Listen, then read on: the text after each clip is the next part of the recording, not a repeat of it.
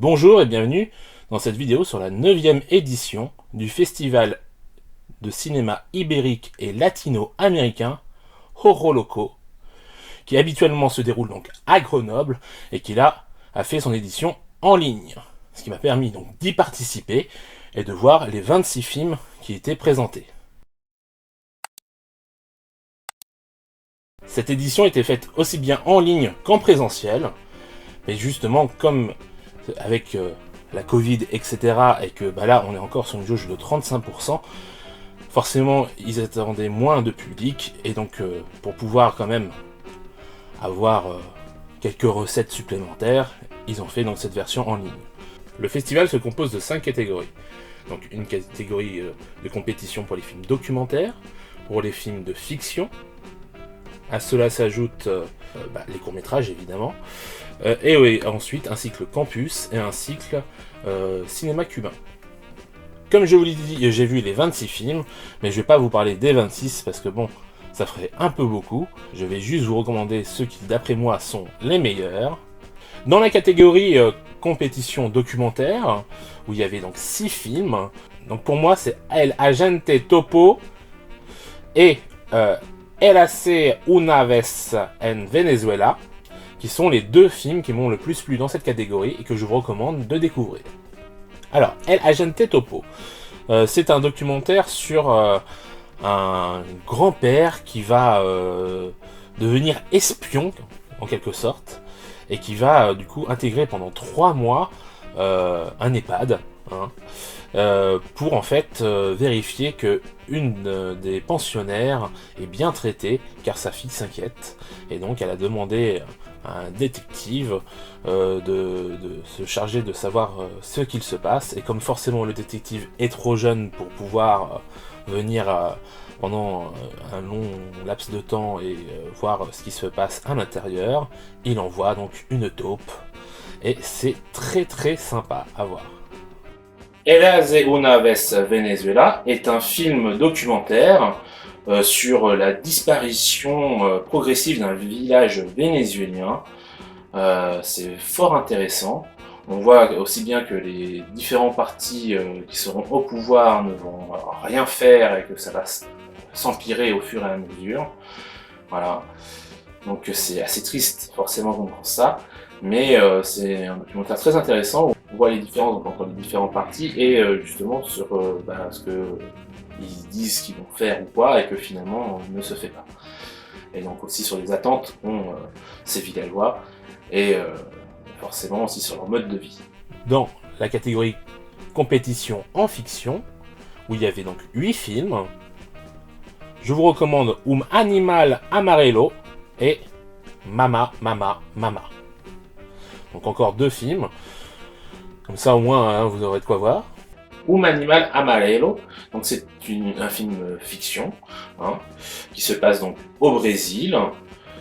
C'est assez original parce que du coup c'est un conte africain, parce qu'il faut savoir forcément qu'il y a eu aussi des esclaves africains qui ont été exportés donc au Brésil à une certaine époque, et ça résulte justement de ça.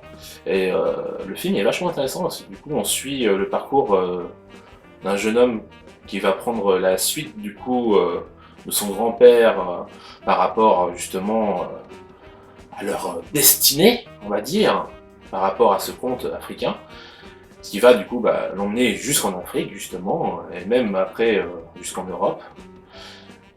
Tout ça pour revenir finalement au Brésil, voilà. Et est-ce qu'il aura réussi sa quête ou non, ça je vous laisse découvrir. Mama, Mama, Mama. C'est une fiction, un premier long métrage qui questionne le deuil, où on voit donc une famille monoparentale avec donc une mère et ses filles, et l'une de ses filles va mourir.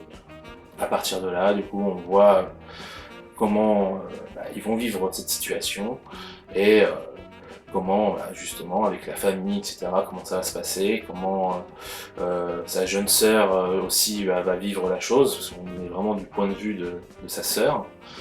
C'est très intéressant, c'est pas forcément très joyeux, mais un film à découvrir.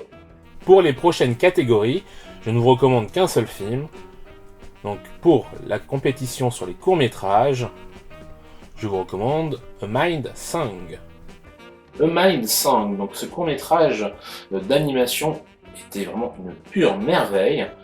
En fait, ça joue sur la perception. Donc on va d'abord découvrir un certain dessin, puis en changeant de point de vue, on va découvrir un nouveau dessin, et puis après on va zoomer, on va encore découvrir d'autres choses, on va aller dans d'autres choses, voilà, comme ça. Et en fait, ça va faire une sorte de boucle à la fin. On va revenir à une image qu'on a eue au début, et c'est vraiment passionnant à voir visuellement. C'est très original, avec seulement du noir, du blanc et du violet. Voilà, très très sympa. Je vous invite à le découvrir si vous pouvez le trouver en ligne. Pour le cycle Campus, All the Women I Know. Un film documentaire qui questionne le déséquilibre qu'il y a socialement entre les hommes et les femmes. Donc c'est justement des discussions de femmes entre elles. C'est assez passionnant parce que du coup on voit que pas mal de femmes en fait ont eu les mêmes expériences, on va dire, de vie, et que malgré leur âge ou leur différences sociales, etc., elles ont toutes vécu plus ou moins la même chose à ce niveau-là. Et du coup, on a un premier groupe qui est filmé. Ensuite, on montre ce film à un autre groupe, qui vont du coup ensuite en discuter aussi. Et ensuite, on a cet autre groupe qui a été également filmé, qu'on voit, qui est ensuite montré à un troisième groupe, qui là, du coup, sont des écolières, des lycéennes probablement. Et enfin d'ailleurs, pas que des lycéennes, il y a aussi des lycéens dans ce groupe-là, alors que tous les autres groupes, c'était des groupes uniquement de femmes. Du coup, on voit justement que les garçons, pour la plupart, osent pas trop parler du sujet ou quoi, ou alors font les étonner, alors qu'a priori, ils savent très bien ce qui se passe et tout autour d'eux. Donc c'est assez intéressant. On voit que justement les rapports humains et tout ça sont pas forcément assumés à 100% d'un certain côté. Voilà. Donc un film qu'on devrait montrer, je pense, dans les milieux scolaires.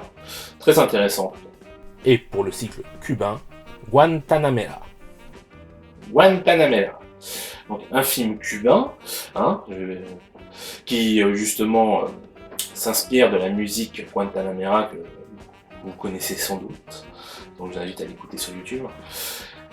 Et en fait, en fonction des paroles de la musique, ça va rythmer en fait l'histoire du film. C'est plutôt bien fait, c'est original. Du coup, on a une femme qui va perdre, alors je sais plus si c'est sa tante ou sa grand-mère, peu importe, quelqu'un de sa famille en tout cas, et qui à partir de là va devoir donc voir avec son mari pour son enterrement. Et à Cuba, c'est un gros problème de logistique. Et justement, son mari bosse dans ce truc logistique justement avec d'autres personnes des différentes régions donc cubaines. Et en fait, aucun ne veut prendre justement les frais à leur charge entièrement. Ce qui fait que, on rappelle le communisme et tout ça, donc du coup, chaque région doit justement participer, et pour cela, au lieu de donner par exemple une somme X chacun, non. Ce qui va se passer, c'est que chaque région va mettre un corbillard et un chauffeur du coup à disposition, avec de l'essence, tout ça, enfin tout ce qu'il faut, pour justement emmener le corps dans tout au long de leur région à eux jusqu'à la prochaine. Voilà, donc c'est un bordel monstre forcément, et une course contre la montre, parce que forcément il faut quand même l'emmener pour une date pour que l'enterrement soit fait avec un curé, etc. Et cette jeune femme, elle est plus si jeune que ça, mais bon, cette femme va justement tomber au fur et à mesure du voyage sur un de ses anciens élèves, parce qu'elle était professeure, mais elle a arrêté lorsque son mari a eu une position assez influente et importante dans le parti.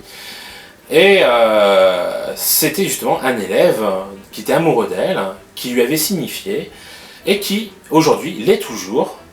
Donc forcément, va y avoir des choses en chemin par rapport à ça, qui est ponctuée donc par la musique Guantanamera. C'est une jolie histoire que je vous encourage à découvrir. Donc ça vous fait 7 films à découvrir. J'espère que ils vous plairont. Et si ce genre de vidéo vous plaît, sachez que je vais réitérer l'expérience forcément avec le festival La Rochelle Cinéma cet été. Sur ce, je vous dis à la prochaine. Ciao!